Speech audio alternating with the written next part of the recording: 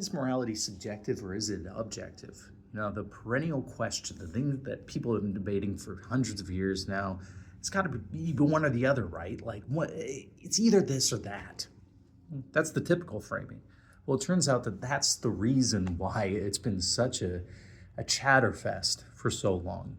Because, in one sense, all morality is subjective in terms of stance dependence, or we might say norm sensitivity. All evaluations are pairwise. They involve not just the thing that you're evaluating, but the criteria against which you're evaluating it. And that criteria, like norms or standards, these kinds of things, all evaluations are like this. Moral evaluations in particular trace from norms related to cares and concerns. That's what it means for the thing to be moral. And so these folks kind of pushing this sense that, no, cares and concerns have nothing to do with it. Those people have always been off base and have created a bunch of noise and distraction in the conversation, pushing very exotic views of morality that we don't really have to give the time of day if we don't want to. But there are objective facts about what is cared about, aren't there, right? Such that I could lie about what I care about, and we could survey what people care about, and all of those things can be piped into description. So there's this way for what is normative, comes from norms, to be put in descriptive terms.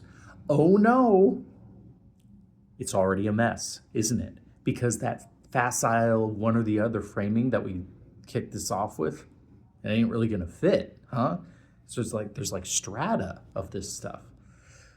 But it even gets worse because there's objectivity in terms of what to do, because you and I might share the exact same outlook, the exact same cares and concerns, but have a difference in outlook in terms of how the world is and how it works, such that we are recommending opposite things, even though we have the same cares and concerns. And one of us might be wrong about what best optimizes on those cares and concerns, huh? So, now we have subjectivity in one sense, objectivity in two senses, and that is enough to drive endless, ceaseless, perennial chatter for thousands of years, and it becomes a mimetic issue, an antmill of chatter, as much philosophy does when it has an issue with untended underspecification. And underspecification is philosophy's biggest issue.